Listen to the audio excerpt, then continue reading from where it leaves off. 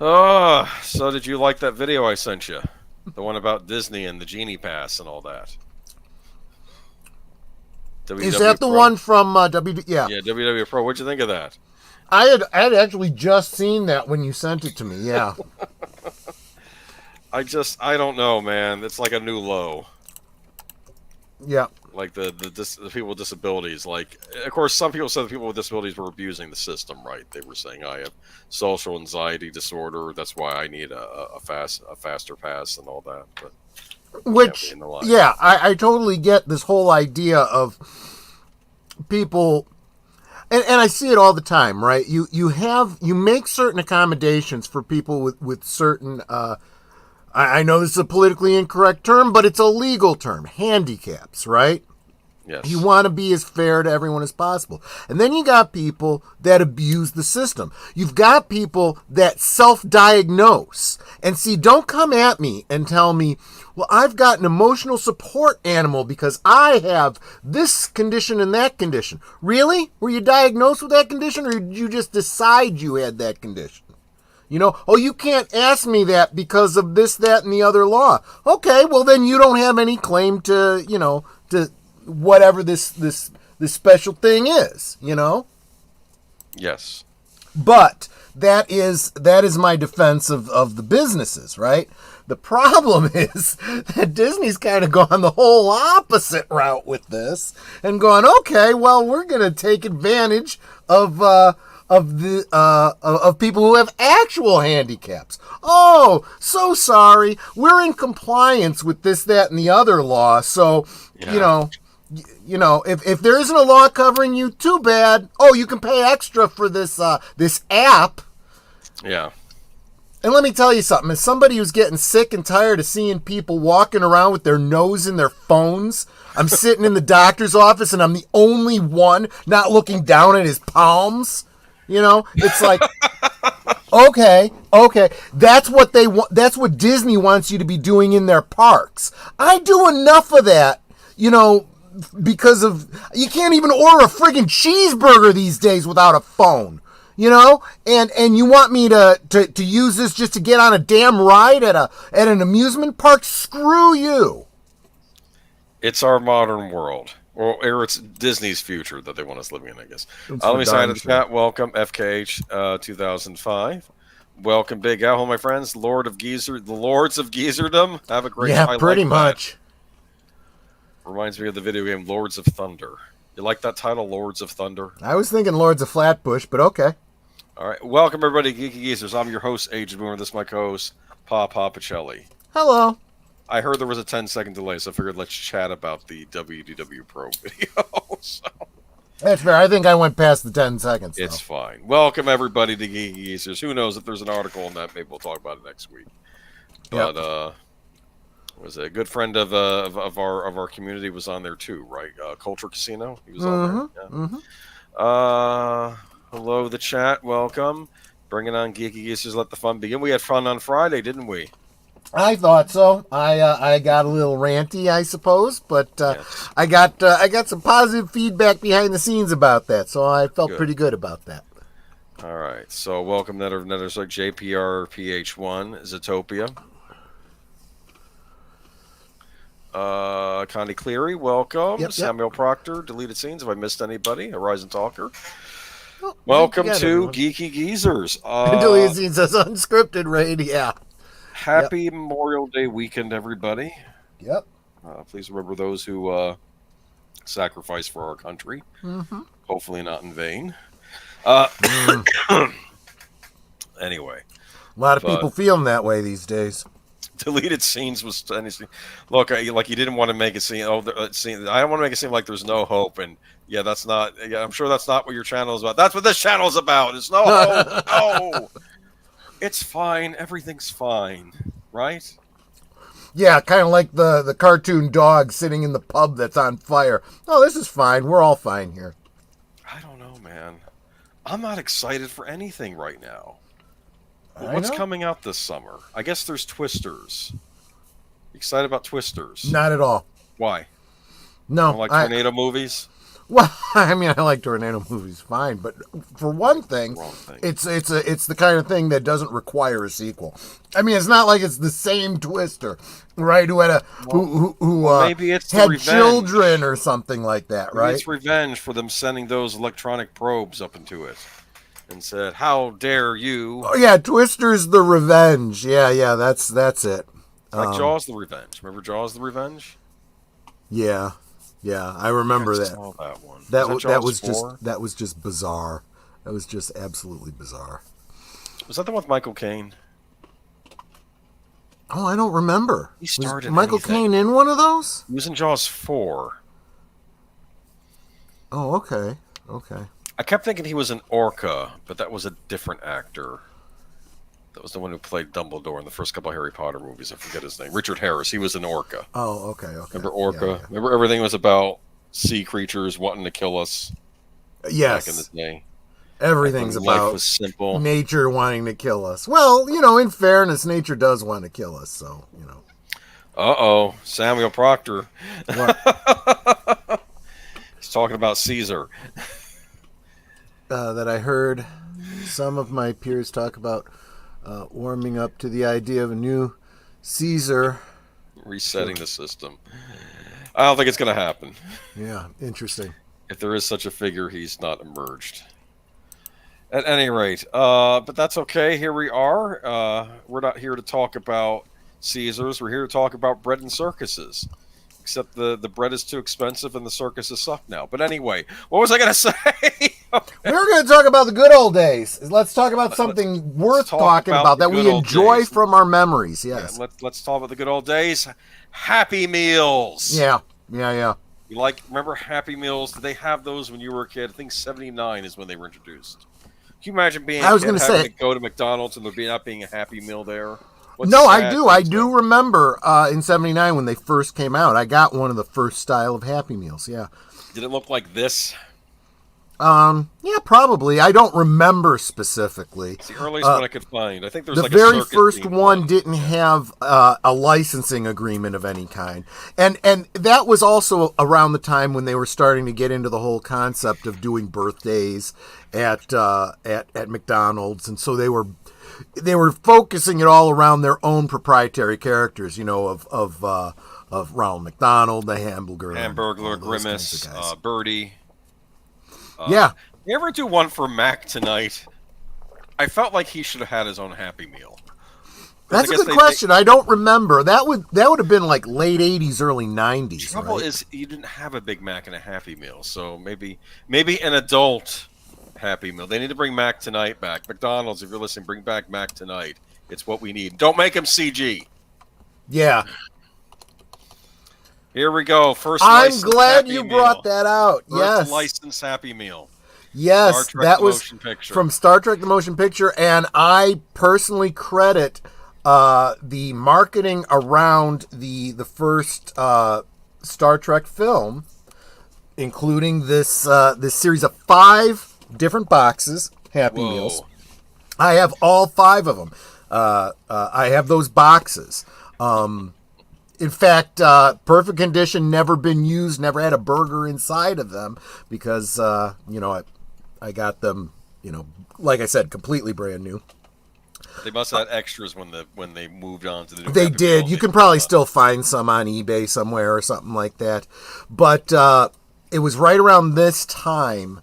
In my mind, I mentally associated it with this Happy Meal, but it wasn't. There was another completely separate marketing thing that the motion picture had, where you could mail in and get the Star Trek mobile. That you put the cardboard pieces together, and it was the Klingon D7, and it was the Enterprise, the Vulcan shuttle, and the what do you call it, the little pod that they fly to the Enterprise on, and you'd assemble them and you'd hang them from your ceiling. I thought that was part of this Happy Meal, but it turns out that it wasn't. Apparently this was. It looks like it's a tricorder toy. Yeah, I don't even remember that toy. Captain Kirk's picture I see there, huh? It's blue shirt, so I think it was the Doctor. I don't know. I don't know. Well, maybe they didn't have the details then. Look, Well, man, but what you'll more do notice you it's got a little crank on it. You'd crank through different pictures. That's how different that worked. pictures? Yeah, Get Mr. Spock on there, maybe exactly. Scotty, huh? Yep. Look at that. First license, Star Trek the Motion Picture. Yep. They had others later on. Look at this, E.T. Yep. Yep. I don't remember it very well, but my brother, I'm sure we got him Happy Meals of ET because he was real into ET. We got him everything ET related. Yeah, look at that. That's a cool little box there. So that was. I don't know this for certain. Just knowing what I know about those kinds of Happy Meals, I'll bet you that all of those little costume pieces were die cut, punched out, and you'd punch them out and you'd use them to dress up the picture of ET there. Oh, look at that. Yeah, there were things on the box too, as I recall. Yeah. Yeah. One of the few Happy Meal toys that survived more than a week, I remember, was a black suit Spider-Man toy that I had. Pull the string web out of his hand. I used to imagination seem fully like it was from Spectacular Spider-Man. Oh, it might that's have pretty been cool. from that short-lived cartoon, we watched, Mr. Matchsticks, because they still have Happy Meals today. Obviously, I don't know if they still do the cardboard boxes or not. I remember having a cardboard box. Was it for the Batman the Animated Series meal? Where Yeah. I think you could turn it into like a tunnel for the cars to ride into. Like they were different cars. Yeah. So I had the Poison Ivy car, and she would drive around. And there was a Venus flytrap on the front. Oh, that that's would open cool. and close. That's Yeah, cool. So that was kind of neat. But of course, this is an early one. The Halloween treats for you. You got a little Halloween pail around Halloween time. Look at that, huh? Yep, we had one of those, or my brother did. I even remember taking him around trick or treating, and he used the bucket for trick or treating. Look at that. Yeah. I can't remember. He either had Mr. Boo or Mr. Pumpkin. I can't remember which one. They still make these too. I think they still have these each Halloween. I could be wrong. I don't know if they've given. I wouldn't be surprised because this is the kind of thing that they could easily mass produce. It's plastic. It's not like it's going to get wrinkled or go bad or anything like that. Yeah. Let's see here though. I remember these spaceships. This is like etched on my child memory. Maybe not on yours because you're a little bit older, but I remember. I don't remember if I had one of these or if I wanted one of these. I remember that I thought they were very cool. And these are just the McDonald's characters and these flying saucer type things. But I remember thinking it was really, and these were larger. These weren't like the little dinky toys. These were like larger size, like they were hollow in the middle. But I remember. Did they like actually put the meal inside the spaceship or something? They might have. They might have. Yes, that might have been what I thought was cool because I can actually put stuff in these. I don't know what it was about these, but I was fascinated by it. It also looks like you could probably use it like a frisbee or something like that. Maybe that's how they advertised it. Maybe you could like take the bottom off and throw it, and it would go like a real flying saucer. I wouldn't be surprised. I just thought it was really neat. Yeah. And let me see here though. But it looks like ELO toys, yeah. Of course, I remember early on, this was a big deal when McDonald's got Lego toys. Interesting. In the Happy Meal. Imagine getting Legos in your Happy Meal. Now, granted, these are very tiny Lego sets, but look what Legos go for now. Just the True. Ones, so. Well, and I know that Lego has a whole, fan, segment. They probably collect these things, and it's like, oh, I need number 3 of the, whatever year. I think you can combine them two into one big thing too. Sure. They had instructions. You get all 4, you can make this big thing out of them. Yeah. First big Happy Meal sounds like a waste of food. We waste food when I was 6, maybe. I don't know. Yeah. I would have killed for Lego Toys Happy Meal. These were early on. These were in, I want to say, was it 85? Because we're getting now into the 80s now with these. But they did have them. I remember on a camping trip, because we were going on a camping trip, we stopped at McDonald's on the way to the campground, and I remember they had Lego sets. And I thought, oh, this is really cool. I got a Lego set. I think I got one with a helicopter thing on it. But there they are. Look at them. See? Yep. Yeah, I think I had I think I had the flying one. That's one I had. But super cool. Fast Max Automax. I don't know what this is, but I guess these are pullback cars with the McDonald's characters. These ring a bell to you, or are you done getting Happy Meals at this point? Good evening, Leia Plus Nice. Honestly, these Happy look Meals. familiar to me, but not from the Happy Meals. I think I have seen these, like when I've gone to conventions in the, there's every toy dealer at a convention has a bin of, cut rate toys that usually Happy out of Meal package, just stuff Happy like Meal that. stuff. And I kind of vaguely remember the birdie one, for example. Really? Yeah. Okay. The birdie one there. I think the birdie one is there on the left there. Yeah. We were got him with Lego. It was fun. Yeah, it was cool getting Lego sets in it. I mean, they were little, but it was still cool. It was.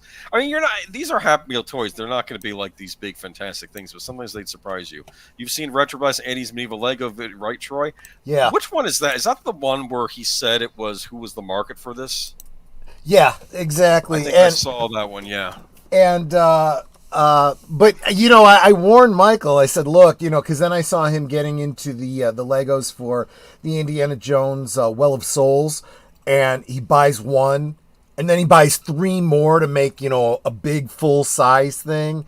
Oh, and then he bought some more Legos to do some add-ons. You saw that he did the Aston Martin, yes. which is, and it's like, dude, don't. You're gonna go down a rabbit hole.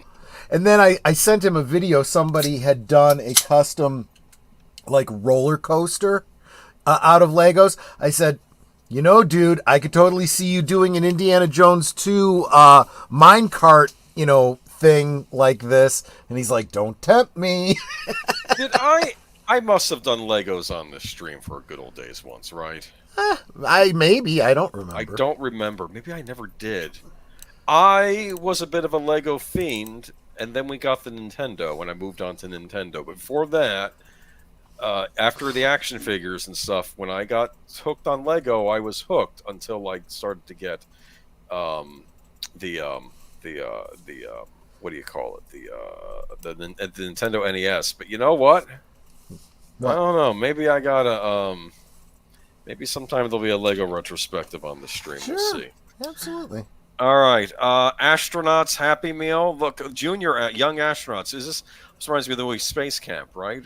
Space theme stuff. Sure, absolutely. Dude, I think this is an evergreen kind of thing, right? You can always do something in conjunction with NASA and get kids excited. It's space and it's dinosaurs, right? One of the two. Yeah, they had dinosaur ones, but I didn't think they looked as neat, so I did the NASA. There you go. But it'd be cool if they gave you a little astronaut ice cream with each Happy Meal with these two. Well, that would have been clever. That would have been clever. Yeah. You know what was funny? They interviewed astronauts and they were saying, "How about the national ice cream?" It became known that they've never had this astronaut ice cream in space. Right. No astronaut ever saw it.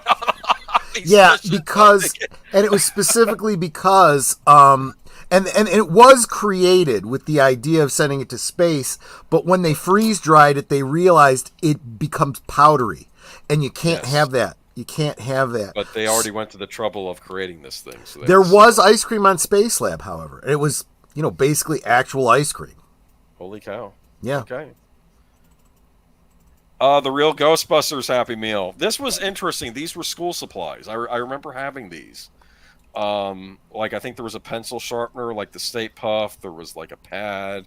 So these were like supplies you get for school, but they were themed on Ghostbusters, the real Ghostbusters cartoon show. Interesting. I do remember having Ghostbusters school supplies, but not specifically these from the Happy Meal. Wait a minute. I think I had that. I had the Slimer pencil topper.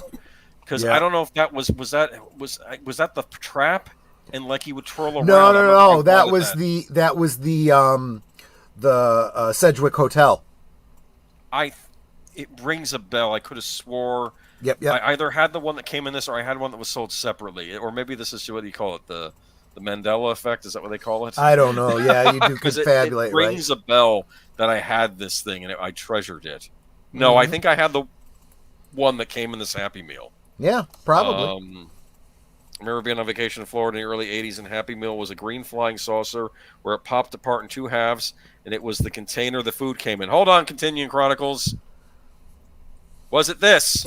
Was it that green one over there?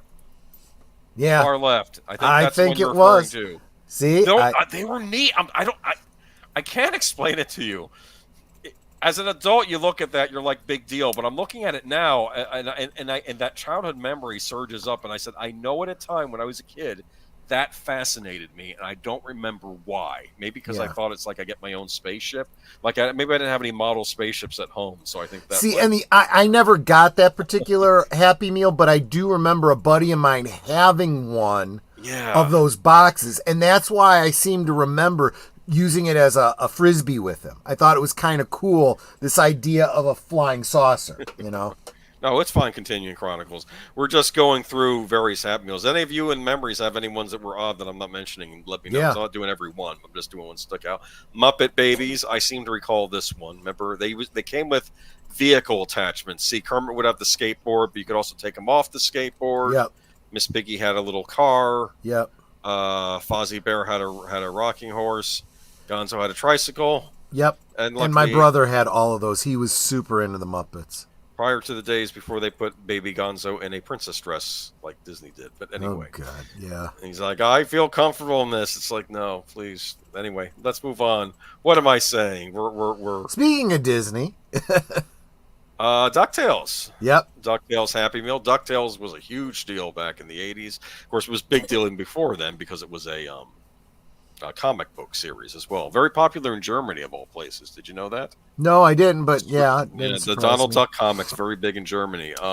The thing about yeah. these Happy Meal toys is, if you're a Disney fan, you could totally see these being the kinds of things they sold at the Disney parks. Because Disney parks is big on having these little plasticky, kind of rubbery figurine type things for people to collect. And they'll do them periodically. They'll do a whole bunch of them, and you'll have. They'll all be in the same scale and the same style, but they'll have different characters in each of the different areas of the park. So the hope is that you'll go to each of the areas of the park and buy that.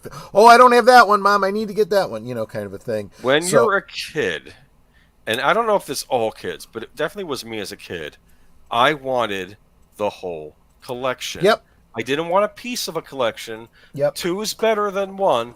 I wanted everything. And I was like this as a kid. They used to sell, those quarter machines in grocery stores where you would get like these little things in these bobble pouches? Yeah. They had these little plastic tools. I got everything but the screwdriver. I kept putting quarters in. No screwdriver. Yeah. I don't remember how much I wasted. Obviously, I'm a kid, so I couldn't have had that much money. But I never got the screwdriver, and or the hammer. It was the hammer. It drove me nuts, and I just gave up after a while. Maybe there was a quarter machine at That's why I don't gamble. Anyway, there was a quarter machine at the Kroger in Mansfield, Ohio, that my grandmother shopped at. Now, when I was spending summers with her, I always wanted to get something out of that machine. This is what it contained. And it was a random thing. It contained a Spider-Man magnet, a Incredible Hulk magnet, a plastic, the kind of the disposable plastic gloves that you get when you work on food, or that come in hair dye kits and stuff like that. One for Spider-Man and one for the Incredible Hulk. I wanted 2 Spider-Man ones. I wanted, the Spider-Man gloves, right?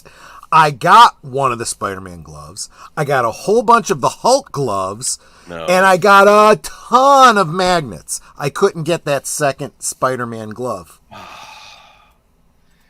It's always, we didn't have eBay back then, kids. Okay. Yeah, exactly. Now you hunt for that stuff on eBay, and it's like, oh, there it is. Not always. Sometimes stuff is hard to find even on eBay, but yeah, and sometimes it's like, oh, I found it, but it's like completely trash because it's been played with and used. Always that NES game you needed to get and didn't get, and now it's expensive. But then you got to take it apart and clean it, and get it working. Let's not let's not go there. That was prior to Flood.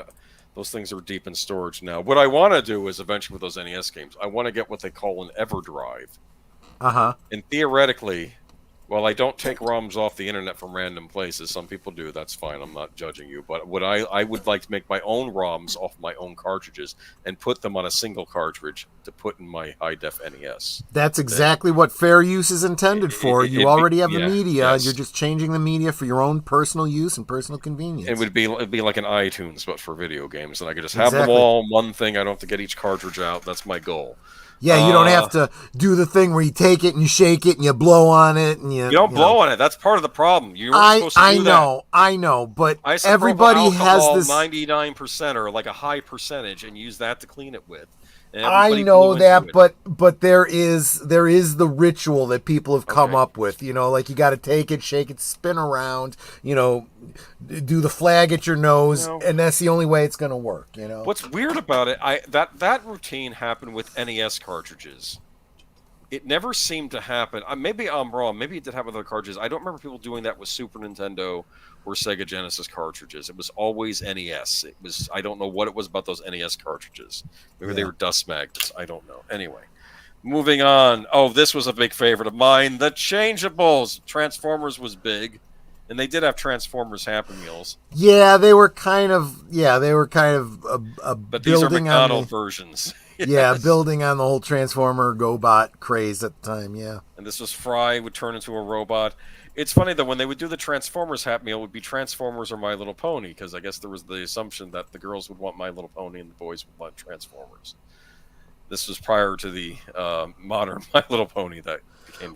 And to be honest with you, it was less about what McDonald's wanted and more about what the licensing company wanted. They probably wanted to sell both and say, hey, you're going to sell Transformers and you're going to sell My Little Pony at the same time.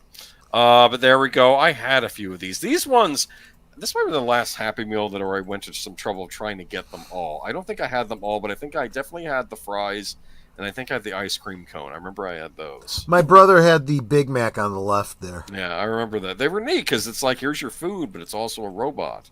And this was, again, there was no impetus for us to collect them. It's just, we got my brother a Happy Meal. That's the one that came with it. It went into his toy box. He was in no particular, concern about picking up all of them. Real quick, Tim says, Troy, were you in the Ohio State Reformatory at Mansfield, Ohio? Yeah, well, we've talked about that on the various channels. I've got family that lives in Mansfield.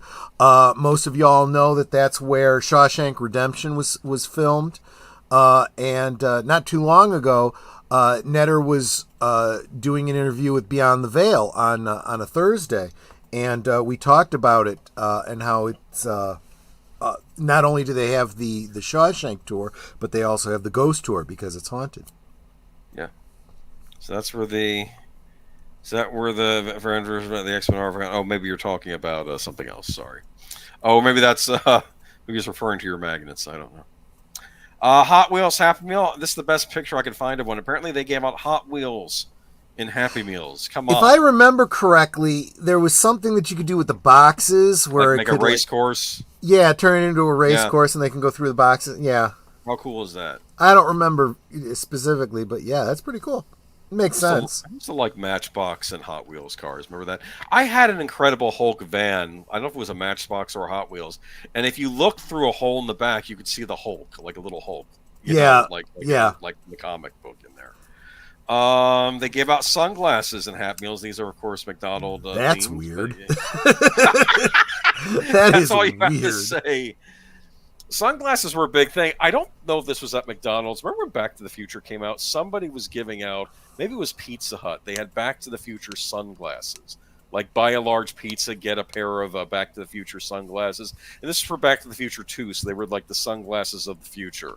Right. And the reason they were doing the thing with the pizza was because they had the Pizza Hut and Back to the Future 2. That's exactly. Right. Remember, it was the freeze-dried pizza, whatever they bought, and they added water.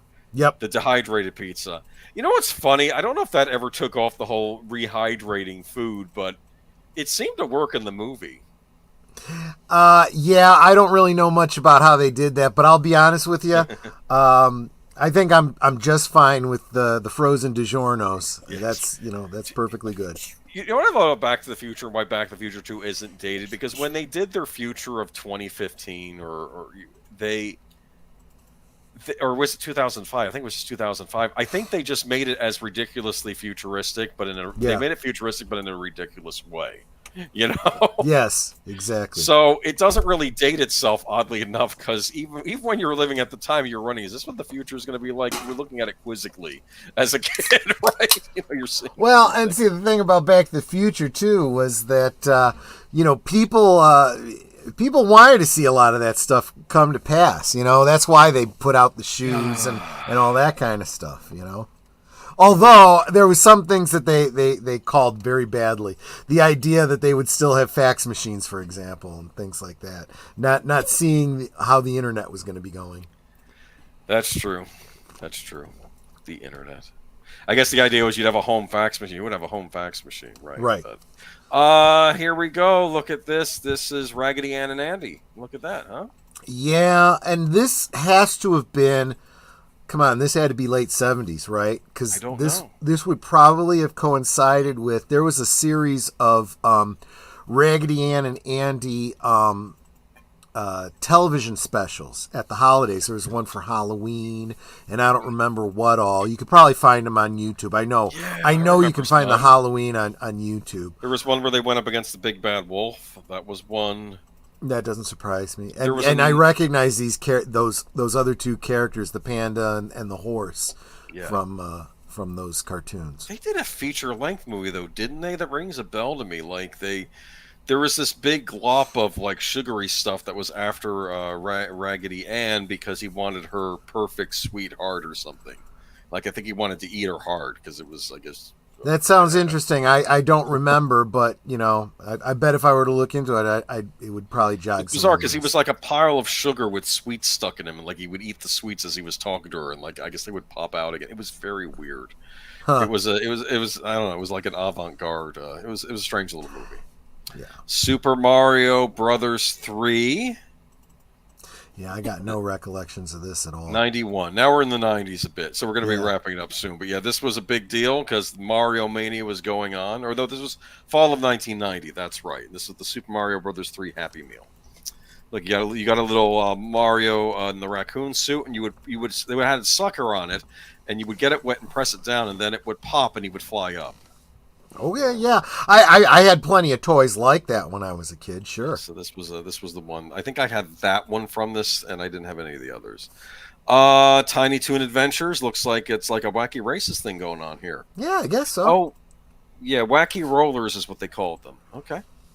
A Peanuts Happy Meal. Weird. Is there? I guess that's Charlie Brown to the right. Yep. So I wonder who that was, and I realized they did a Peanuts Happy Looks like Meal. it was all farming themed. Oh, good point. Yeah, all right. There's Back to the Future. I got a little excited about this, and I realized that they had two Back to the Future Happy Meals. I think this was based in the animated series. I'm almost certain it was, yeah. I didn't watch the animated series, but you have these weird... Was there an animal creature in the train on the animated series? That I don't know, but I'm pretty sure that the kid on the right is supposed to be one of Doc Brown's kids. Okay, maybe that's what it is. All right. And we'll end with the notorious Batman Returns Happy Meal. Yes, this was it's a great place to end because this was basically the promotion that ended anything like a good Batman movie until Christopher Nolan. Yeah, because trouble was the parents got angry. It's like, this is a kid's movie, and you got Catwoman on top of Michael Keaton, straddling Michael Keaton. Yeah. That's a great movie. Shut up. Well, and in fairness, it's true. The movie was not really geared towards kids, and the toys obviously were. And I'll tell you something. This may be a hot take. Helicopter parenting right here. This may be a hot take. Okay. But I don't see a problem with marketing kids' toys for superheroes that coincide with a movie that they maybe can't go see. Okay? There was no reason that you couldn't buy Spider-Man toys for the first Sam Raimi Spider-Man movie and then decide, you know what? My kid is not old enough to see how cold Kirsten Dunst is in the ring.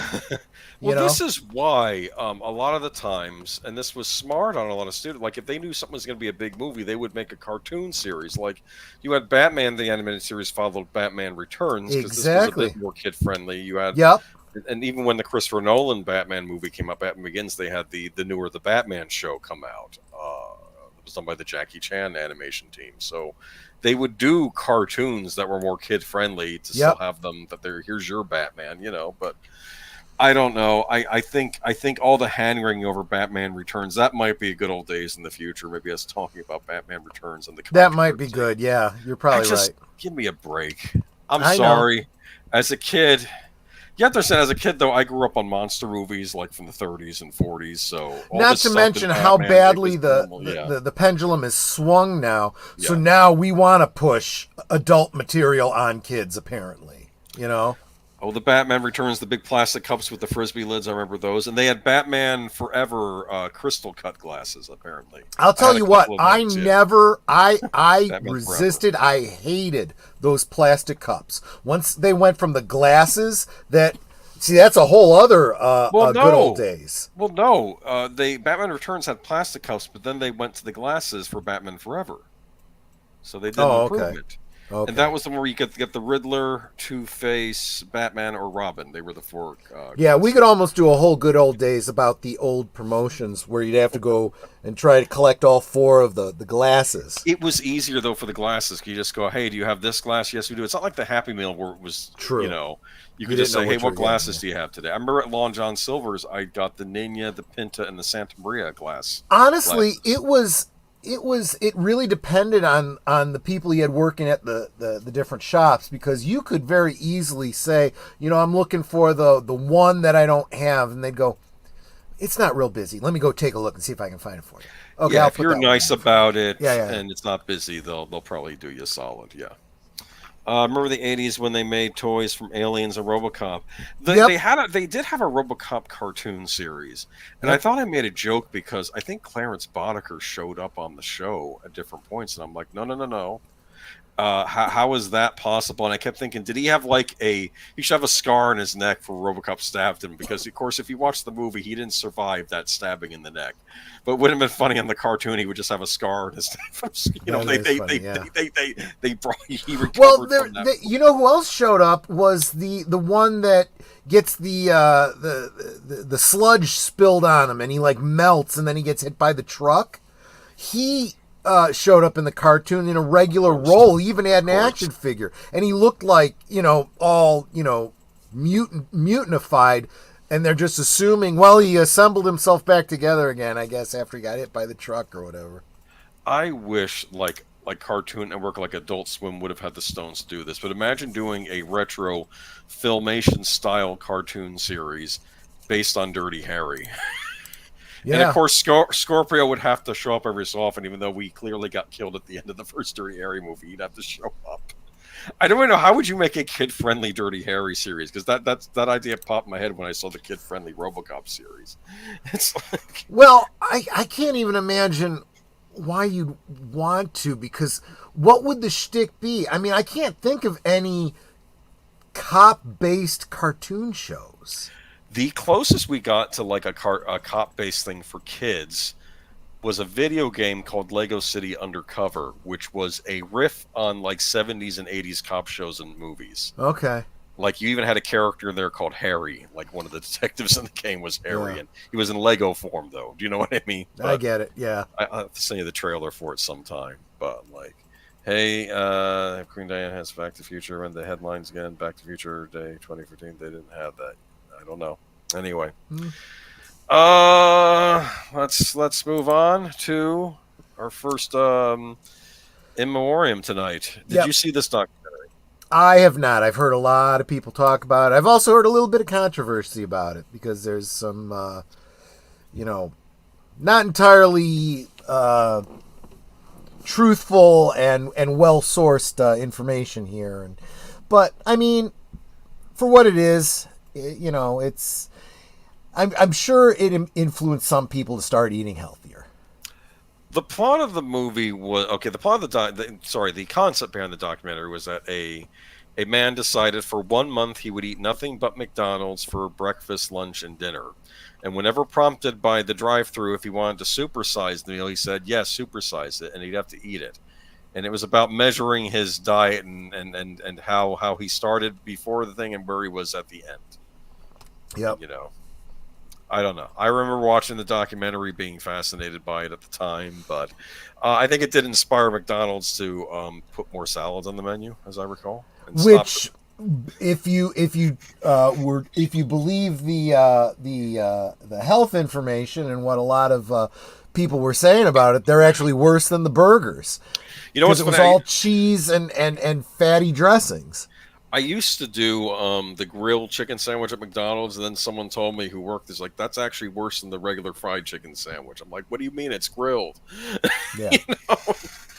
Morgan Spurlock, a documentary filmmaker who captured his own psychological and physical symptoms from eating McDonald's every day for a month in the Oscar-nominated 2004 feature Super Size Me, died Thursday in upstate New York due to complications of cancer. He was 53. Spurlock's family confirmed his death. It was a sad day as we said goodbye to my brother Morgan, says Craig Spurlock, who worked with his brother on several projects. Morgan gave so much through his art, ideas, and generosity. Today, the world has lost a true creative genius and a special man. I'm so proud to have worked together with him. Spurlock rose to prominence for Super Size Me, in which he conducted an experiment involving consuming only food from McDonald's for a 30-day stretch.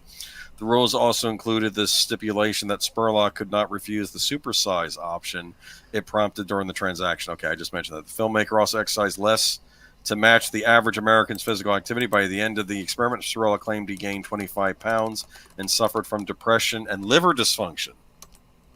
It was the fillet of fish that did it, I'm sure. Anyway, Super Size Me captured the zeitgeist when it released in 2004, grossing $22 million at the global box office. Think about it. For a documentary, that's a lot of money. Yeah.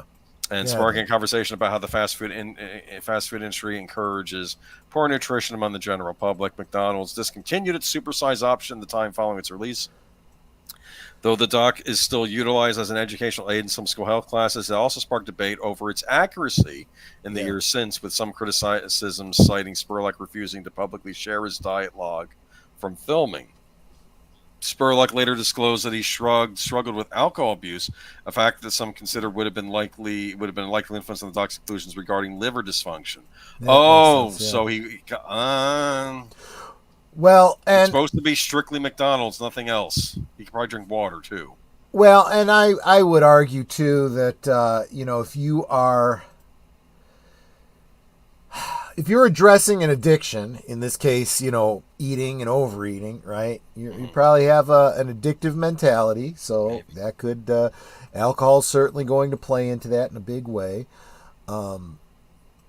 Cancer, that one kind of gets me because I'm starting to hear about a lot. You'd think that these days, as we're starting to hear of more and more kinds of cancer being treatable, unfortunately, we're hearing more and more people dying of cancer younger and younger, especially in the past 4 years or so. I don't know why that might be. I don't know either. It's probably one of three options. Anyway, let's move on. Born November 7th, 1970 in Parksburg, West Virginia, Spurlock was raised under the Methodist faith, though he identified as agnostic later in life. He graduated with a BFA in film from New York University in 93. In the 13 years following Super Size Me, Spurlock gained additional success under his production company Warrior Poets, producing and directing nearly 70 documentary films and television series. Spurlock's wide-ranging works were fueled by addressing controversial and topical subjects. His projects covered issues including the U.S. war in Afghanistan and the documentary Where in the World is Osama bin Laden? I remember seeing the trailer for that. Yeah. Minimum wage and immigrant labor, 30 days. Consumer susceptibility to marketing, the greatest movie ever sold. Trophy hunting and body modification, 7 deadly sins. Elder care and gambling, Morgan Spurlock, Inside Man. And actually, some of these sound pretty interesting. Yeah, no, they might be. I mean, I'll put it to this way. Yes, he tackles controversial subjects, but I never felt he was like a who's that other documentarian? Michael Moore. He didn't strike me as obnoxious as like a Michael Moore type. And corporate pressure on family farms supersized me to Holy Chicken. And I'll defend family farms any day of the week. So I'm not, and that's something I think that's something people on both sides of the aisle would would defend. Well, I don't know about the far left. Maybe they wouldn't. But Well, I was going to say there's a lot of statists that want to shut down family farms. But in the old days, a typical liberal would actually support the family. Exactly right. Exactly. In fact, they would argue that the family farmers treated the animals better too. But anyway, in December 2017, as the hashtag #MeToo movement continued to gain traction, Spurlock wrote a lengthy social media post saying he was part of the problem. In the post, he admitted to serial infidelities and said he had settled an allegation of sexual harassment from a former assistant. He also said he had been accused of something in college that rhymes with grape. The post effectively ended Spurlock's documentary career as Spurlock stepped down from the Warrior Poets shortly after. Spurlock is survived by his 2 children, mother, brothers, and multiple nieces and nephews, and former spouses Alexandra Jameson and Sarah Bernstein. All right. So that's it for Morgan Spurlock. Anyone? Maybe it's me ignorant, but I don't know anyone who would be going to McDonald's if they want something healthy. Well, that's true. That is absolutely true. And in fact, these days, people aren't even going to McDonald's the way they used to. Even if they like the food, you can't friggin' afford it anymore. Look at this though. Today's McDonald's burger bag is so thin. That's the pickle slices are thicker than the burger. Yeah, there was a viral video about that recently. I think Asmongold was reacting to it. And he was looking at the Big Macs, and he's saying, no, look at these pictures. And he's looking at the old ads for the Big Mac, too, and he's saying, these burgers were thicker. Yep. It was so funny. There was this Russian lady who, of course, she married an American and is living in the United States, and she was talking about some of the differences between the United States and Russia at the time. This is before the whole recent conflict they had. But she was making a point that there were things she liked about the United States, but I think she liked about Russia better. She said the McDonald's in Russia were so much better than our McDonald's because they had like real burgers in the McDonald's in Russia. Like real, like meaty burgers there, as opposed to these. But even here, the big burgers, like the Big Mac, aren't really that big. The pickle slices are thicker. It's ridiculous. No, and see, this is you can blame McDonald's for that. I blame the people that are still friggin' going to McDonald's. You need to defund these people until they realize what they're doing wrong or go out of business. But otherwise, you're contributing to the problem. I do like their fries as my sin food. Many people's favorite fry is the McDonald's fry. In fact, if you watch the movie The Founder, you show Michael Keaton being very impressed by the original McDonald's French fry. I like Checkers fries the best, though. I'll say that. Netter and I both like McDonald's fries, too. They're not good enough anymore to have us going back. And it's a crapshoot. Are you getting good fries? Are you getting old soggy fries? Are you getting cold fries? It is a crapshoot. It's not worth it to me for the amount of money we're spending anymore. You've had bad luck with these chains lately. I noticed too, but I think it's also partly because I'm paying attention too. So I notice these things more because I'm paying attention. I'm not just buying the food, shoveling it into my face, and saying, "Oh yeah, love it, love it, love it." You know, I'm not loving it anymore. If you prefer the McDonald's ones and Checkers fries, I'll be bought. They're probably less healthy than the McDonald's fries, but I do like them because they're soft. They're crispy on the outside, but they have that soft middle, and they're spicy too, so I like them. I'll tell you what, I'm doing a lot more watching YouTube videos saying, here's how you make such and such thing that you like from such and such place, making it on your own. Chances are, as unhealthy as it might be, it'll be a whole lot healthier because you know what goes into it. You know? You told me 4 years ago that European burgers would be bigger than American and would have actually worse. I don't know if other countries worse than us, but I feel like Europe gets better stuff, and I feel like the Japan gets better stuff. I know we have these institutions like the FDA that are, I would assume, we're paying attention to this stuff, but that is a topic for another time. Okay, this is entirely my argument about the government does not have your best interests in mind, and that's why I say get rid of all the three-letter agencies. Do you remember? It was the book called Upton Sinclair, The Jungle, right? About the meatpacking industry. Yep. People got so grossed out by beef by reading about what's happening in the meatpacking industry that it took forever. Like hamburger, forget about it. People were not buying it, and then like when the restaurant White Castle, which was one of the earliest burger chains, came out.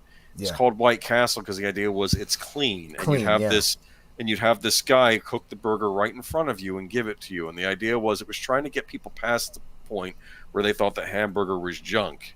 Right. And I You think didn't now have we're to. getting to that point where we're starting to think, oh, this food is junk again. Well, and the problem is, the public is starting to get aware. Yeah. the public, and this is the whole problem. This is where socialism comes from. This idea that, well, as long as the government is looking out for us, we can trust the government agencies to go in and inspect and make sure everything's okay for us.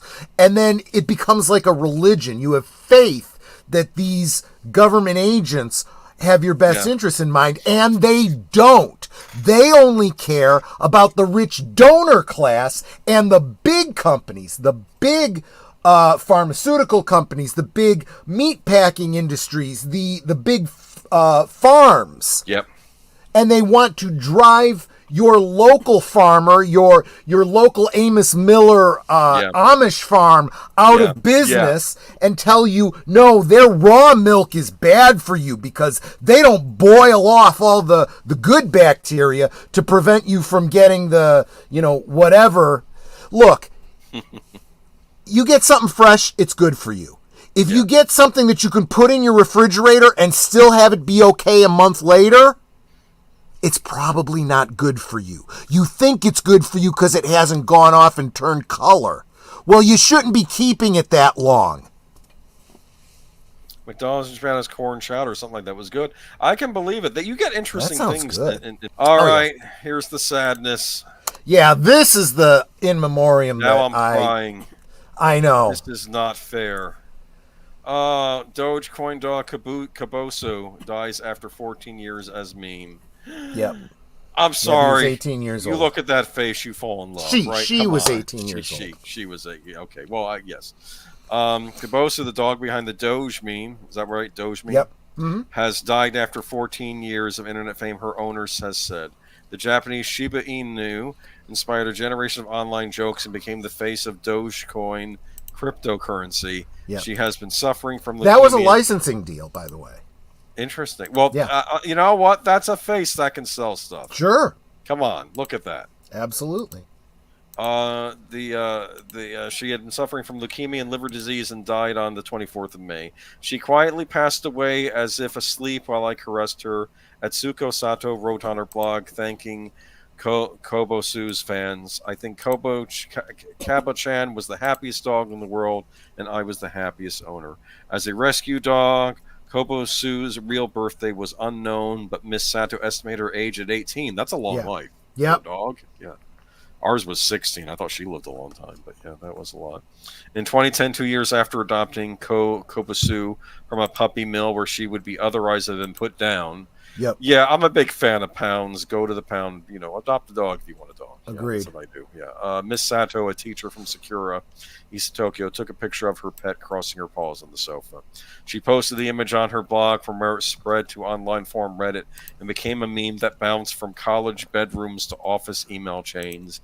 The memes typically use goofy, broken English to reveal the inner thoughts of Kabosu and other Shiba Inu Doge pronunciations like pizza dough, but with a J at the end.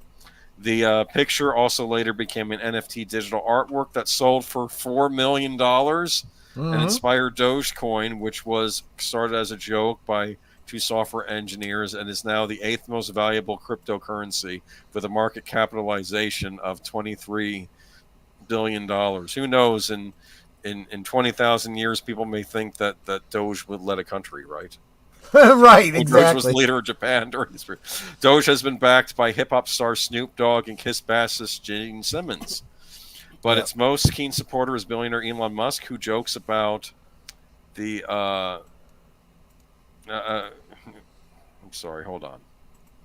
I lost my spot. But its most keen supporter is billionaire Elon Musk, who jokes about the currency on X, sending its value soaring and hails it as the people's crypto. Kabosu fell ill with leukemia and liver disease in late 2022, and Ms. Sato said in a recent interview with AFP that the invisible power of prayers from fans worldwide helped her pull through. Ms. Sato, 62, said she had become so used to the unbelievable events when Mr. Much changed the icon for Twitter, now X, to Kobosu's face last year. She wasn't even that surprised. A $100,000 statue of Kobosu and her sofa, crowdfunded by Own the Doge, a crypto organization dedicated to the meme, was unveiled in a park in Sakura in November last year. Sato and Own the Doge have donated large sums of money to international charities, including more than $1 million to save the children. The NGO says it is the single largest crypto contribution it has ever received. So I don't know. Yeah. I mean, it's just it's sad actually. I don't know. It is, but there is nothing bad you can say about the Doge dog. Everything about the meme, it was just all good spirited, made people happy. I think it's just wonderful and good. I'm glad the dog had a great life, and lived a long, happy one, That looks like a dog that likes to be petted. Yep. Because I don't know any dog that doesn't like to be petted. True. Some dogs don't like to be petted by strangers, but most dogs like to be petted. But yeah, look at that, though. I don't know. I'm thinking her spirit will live on in all of us, right? So there we go. All right. Anyway, sorry for all of you that lost a pet out there. I know it's hard, but yeah. So I guess let's talk about all the layoffs over at Pixar. Oh no! Did you post the thing in here? Yep.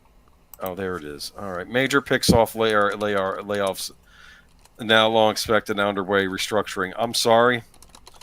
They have a big movie coming out this summer, too. If that does badly, you're going to see more layoffs, I think.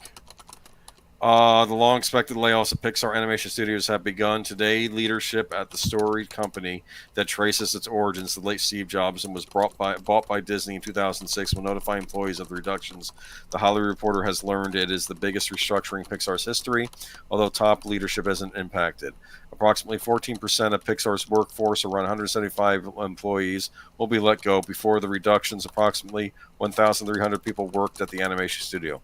The layoffs are part of Disney chief Bob Iger's overarching mandate to return to a focus on quality versus churning out content for streaming, which was a priority for a short-lived successor, Bob Chapek. Remember, that was all Bob Chapek's fault. Iger never had anything to do with any of that.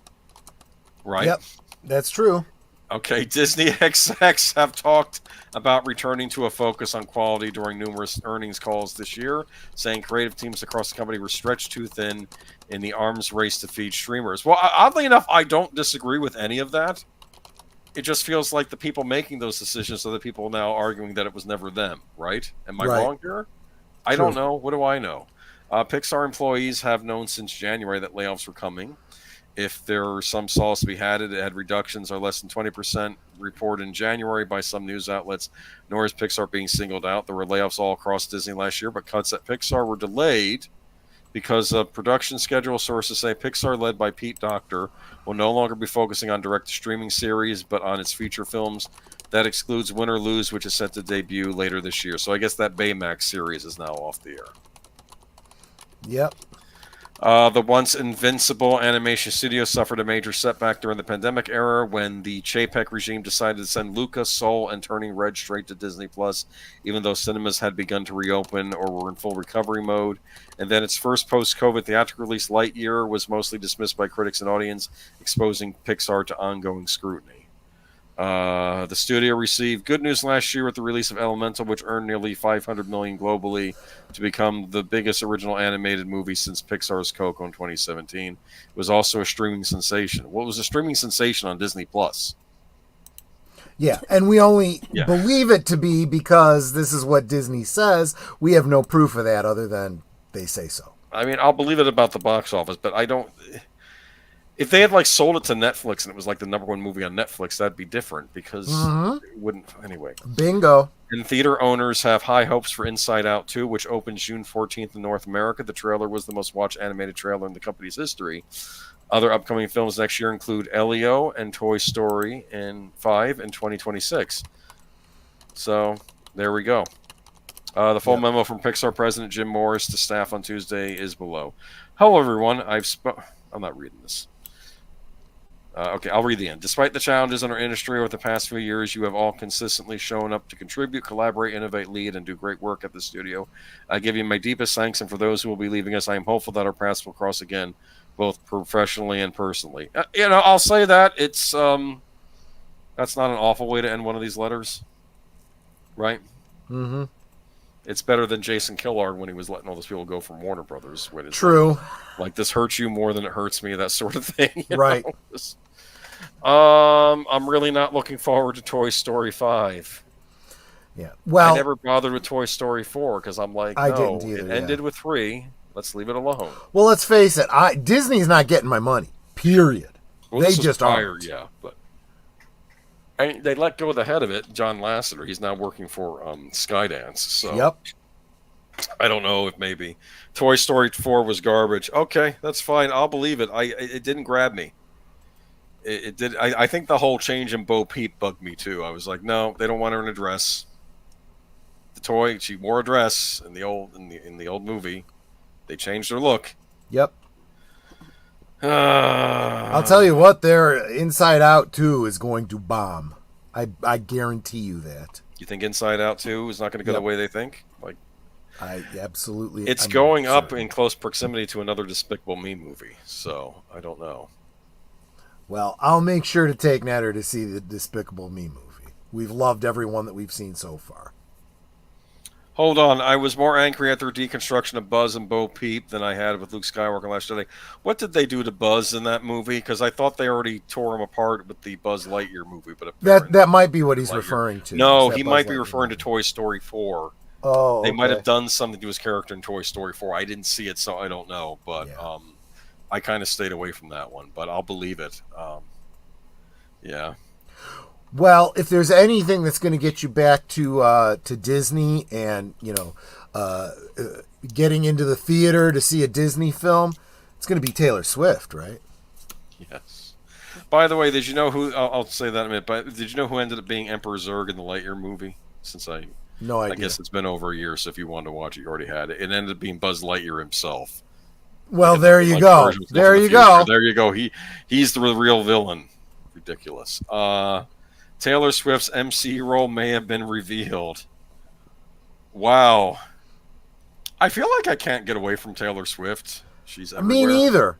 In fact, it's funny because I really don't like her. I really don't. I don't have an opinion on her one way or the other. In the middle of the day, I go see Netter as she's working up in her office and she's listening to music. And there's a Taylor Swift song on. I walk in and it starts doing the circle thing that it's buffering. And she's like, I haven't had any problem until you walk in. I said, yeah, I have this tendency of driving out demons. Okay, we recently learned that Scarlett Johansson's next Marvel Studios project, which she'll produce rather than star in, could be the Blonde Phantom. What does produce even mean? I thought they were going to say direct. Produce just means you put up the money and they put your money on it and you make profit off it, assuming there is profit. Now, thanks to Scooper Daniel Richtman, Having trouble with that name? Yes, we have a few additional details, including the fact that this role is one of the characters singer Taylor Swift discussed with Marvel Studios president Kevin Feige during their recent meeting. And we're sure you'll recall it's been widely reported that Swift, who counts 14 Grammy Awards, a Primetime Emmy Award, 40 American Music Awards, 39 Billboard Music Awards, and 23 MTV Video Music Awards among her many accolades, had a good conversation with Feige about joining the MCU. We didn't expect Blonde Phantom to be on the list, but she clearly stands out to both Johansson and Swift. Okay, let me speak to something that Nate just brought up. Okay, this Taylor Swift rumor, I don't believe at all. No, there's a reason that we need to talk about this, right? When a rumor like this comes up, right, from a more or less mainstream type of thing, it's because they were tipped off to it by Disney, by Marvel. Yeah. They want you to, yes, they are. They want to see what people think. They want to see, especially Disney, because remember, Disney during their earnings call, they were talking about all the money they spent to be able to carry the Taylor Swift concert and whatnot, which, let's face it, they lost a shit ton of money on. But they're using it as, ooh, look what we did. Yay, everybody get excited and invest in us. So they are trying to farm out a relationship with Taylor Swift, trying to get people to come back to Marvel. I just don't think that the Blonde Phantom is the way to go. I have never claimed to be the biggest of Marvel fans, but I can think of a dozen female Marvel characters I'd rather see a movie about than this Blonde Phantom I've never heard of before. Here's what I think. I think that the idea behind the Blonde Phantom is that it's going to be Taylor Swift that sells tickets to this thing. So they can give her like an obscure character. Of course, apparently Taylor Swift showed interest, unless this was a performance of her feigning. I can guarantee you that what's going to happen is, if they make this movie, Taylor Swift's going to make a butt ton of money up front. Oh yeah. And Disney is not going to make the investment back. Okay, so let's get, because the only people that will be watching it will be Taylor Swift fans. So what they call them, Swifties. Yes. What's interesting, though, that concert movie that she put out did Boko box office, which shows that there actually is a market, oddly enough, for these theatrically released video concerts. Beyonce, I think, I did one as well that didn't do as well, but still did very good. So this is some of the not the mucus industry, the music industry. Might as well be these days. Anyway. But apparently, though, no one cared about it being on Disney Plus. That's the impression I get. They cared about going to a theater to see it and paying the bucks for it, but they didn't care about watching it on Disney Plus, because that's where it was sold to, right? They got the streaming rights to it. Right. Kind of like how they got the streaming rights to Hamilton. That was another big thing they got. I don't know, but let's read about this Blonde Phantom. Okay, let's see here. Rickman adds this would be a spy show which takes place in Las Vegas in the 1950s. Why is it? It's another show. I think this is going to be a movie if it ends up being anything. They're floating around ideas. A lesser-known character from Marvel Comics' Golden Age, the Blonde Phantom first appeared in 1946's All Select Comics, created by Stan Lee and artist Sid Shores, and was originally the secretary of her private detective Mark Mason. However, she admired Mason and decided to fight crime alongside him in secret, adopting the costume identity of the Blonde Phantom. Wearing a glamorous red evening gown with a slit for mobility, a black domino mask, and high heels, she was a superhero unlike any other, and very much a product of the time. She sounds like Black Canary to me. Kinda, yeah. Although she didn't have... Which kind of spits in the face of unlike any other, doesn't it? Well, she doesn't have superpowers, it goes on to say, so there you go. Blonde Phantom was athletic, skilled at hand-to-hand combat, and an excellent markswoman. She relied on her physical prowess and investigative skills to solve crimes and battle various criminals and gangsters, often saving her boss Mason, who was unaware of her dual identity. Despite fading into obscurity in the years following her debut, Blonde Phantom returned in the sensational She-Hulk in the late 80s, revealed she'd married Mark and grow old in real time. As Jennifer Walters' legal secretary, she'd often reminisce about her past as the Blonde Phantom. Okay, well that's kind of an interesting That's thing. just great that she's tied to Jennifer Walters, the She-Hulk, because we know how popular She-Hulk has been. See, this would have been a cool thing if they had done something like this while Agent Carter was on TV, and she could have run into the Blonde Phantom in an episode, right? Right? Yeah, absolutely. Same era.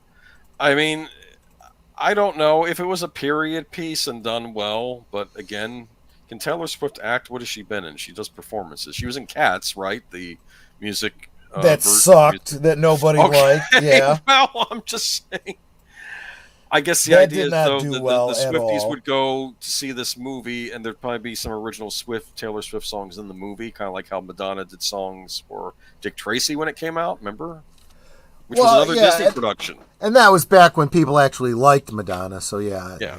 But I'll tell you what, Taylor Swift didn't save Cats, so I don't know why Disney thinks she's going to, save whatever they're doing. Now that makes a point. They went to the movie because they couldn't get to the concert. Yeah. Well, that's the thing, though. You probably should have more... I mean, it's not a bad idea to have these concerts in theaters, especially if the tickets are selling out or they're not coming to your state. You can watch it live or watch it, I don't know, It's not an awful idea, actually. Taylor Swift can't act. I don't even think that girl. Okay, well, I don't want to know. I don't care. I don't know what's going on behind the scenes there. Anyway, Taylor Swift's MC role. Okay, so is Scarlett Johansson though involved, huh? She could produce and I can guarantee you that this is totally speculation based on nothing, but I will bet you that Scarlett Johansson having a production, a producer's role here, this is part of that, going back to that whole legal dust up that she had with them. This is part of some sort of a deal that they got going here. That's all this is. I'll say this. On the surface, I don't hate this idea for a character. I think it's kind of interesting. Like, you have your hard-boiled detective type, and he has a secretary, and then she's like a vigilante superhero type, and he doesn't know it's her, right? Right. And it could be like a crime thing, like I don't know, like a Philip Marlowe thing, but with like a mass vigilante. And if it's a period piece, and especially if there's romance involved with her and the lead detective, that might be kind of fun, actually. But I don't know that that's where we're going to go here. Well, and look, you can sell it however you want and say it's a great idea. It's Disney. They will find a way to F it up. They will pull defeat from the jaws of victory every single time. Yeah. So, good idea, perhaps. I don't know about the actress they have in mind. And and here's the other Disney problem, wouldn't right? Sydney Sweeney make more sense in this type of role? Absolutely. Here's the real problem. Disney has this tendency to continuously bet on one thing to pull it through. Like, there's nothing about this project that means that it gives any reason why it should be successful except attaching Taylor Swift's name to it. And that is not enough. No one thing is enough anymore, Disney. Your name being attached to it is enough to keep people away. I don't think attaching Taylor Swift's name is enough to balance out the Disney name. So you need it to be a good story about a character that a lot of people want to see and care about. Anyway, I don't know. This was our first Marvel themed news in a while. I thought you'd be a little intrigued, huh? No, at this point, I'm just hostile to anything Marvel and Disney in general related. They will pull defeat from the jaws of victory. They will unplug the life support to put in the phone charger. Yep. I imagine Grandpa that sounds about to keel right. over and says, "Look, it's almost at 50%. Just hang on a little longer, Grandpa." Okay. Yeah, hold your breath, Grandpa. I wish they put in Leather Row, not Swift, but that's just me. Well, that's the thing. This could be something worth watching, especially if it's like a period piece with gangster, like if it's like a noir, hard-boiled detective type thing. But if she doesn't have the acting chops to pull it off, it's gonna suck. And see, that's the thing. Even the Taylor Swift fans are going to look at this and have a real hard time defending it as people start, making fun of her acting if it's not really good. Okay. Well, that's it. So as Sailor sniffed? Yeah, okay. Okay, takes over the world. We have IGN taking over the world. Okay, IGN takes over the internet. That's how I put as my headline. Right. IGN buys 4 major gaming sites as games journalism keeps spiraling down. No, Kotaku is not one of them. Right. I think Kotaku was bought out by somebody else. I don't know why they're hanging on to people over there that are imbalanced, but what can we say? It is worth less than zero, Kotaku. Hashtag end Kotaku. Worth less. Listen to me. They have pissed off game studios that will no longer share exclusive information with them anymore. Like Bethesda and Nintendo, they're done. I don't know what keeps them afloat. I've had problems with Polygon, but even Polygon isn't as bad as Kotaku. Polygon will even on his own occasion do some real journalism. I hate to say it, but just there are no adults in the room over there. IGN Entertainment, owned by Ziff Davis, has now bought the entire gamer network of brands, which include at least 4 of the highest-profile gaming sites left alive in the space, and stakes in others. The purchase includes Eurogamer, Game Industry Biz, Rock Paper Shotgun, and VG247. I can tell you right now, I will not cry for Rock Paper Shotgun. In fact, a lot of these sites I don't like. Then shares outside Xbox, Digital Foundry. I don't necessarily like their politics, but I'll give them points for at least doing great videos on video game performance. And if games have performance issues on different consoles, that's important. That when I buy a product to know if it works. Yeah.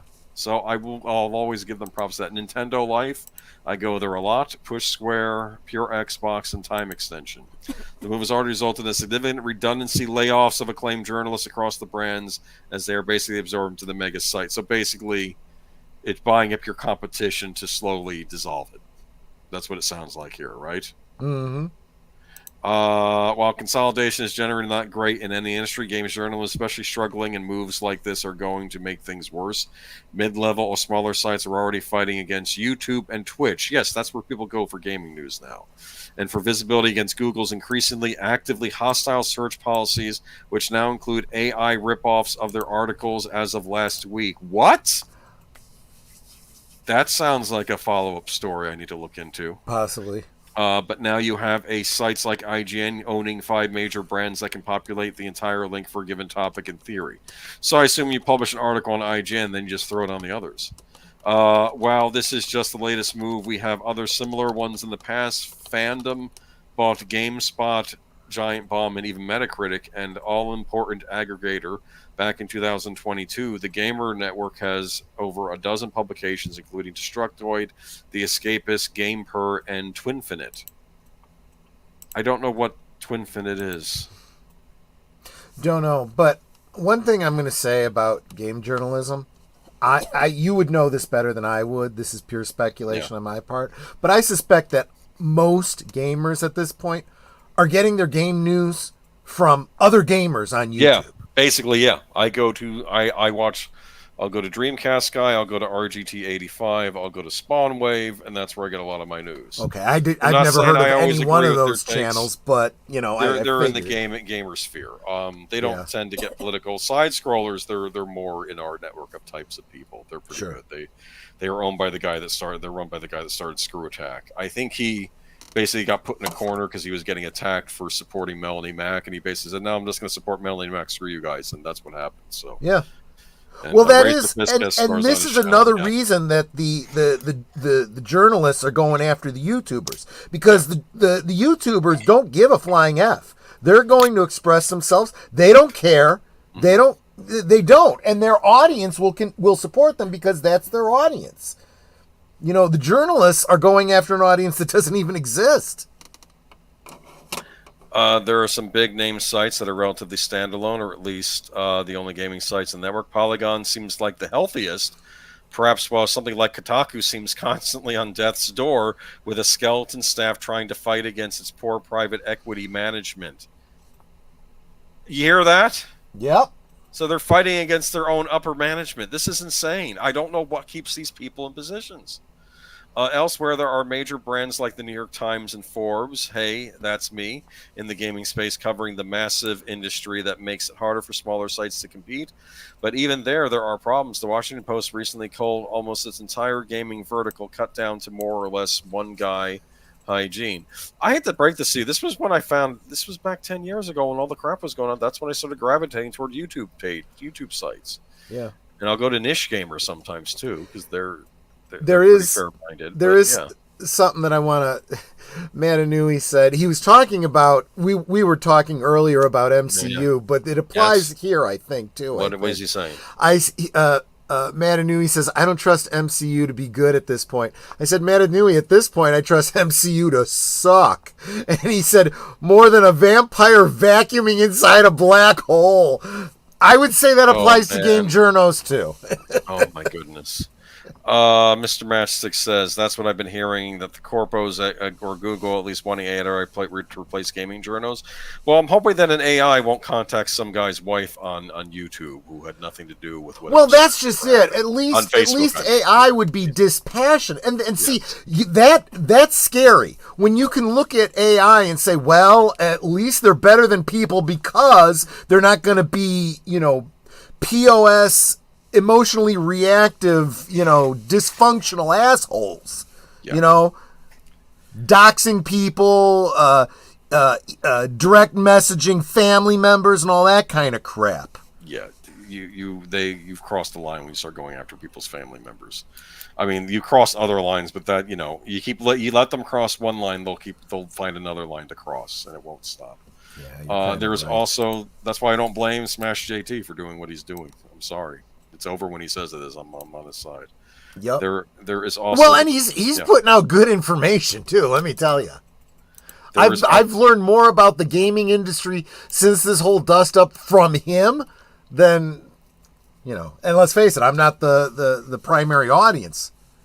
It's very hard to get good information out there, though. Like, there's always these complaints about good and bad localizations, but you have to know that when someone says a localization is bad, that's not always the case. Sometimes they just didn't understand the difference between real journalism and opinion. There you go.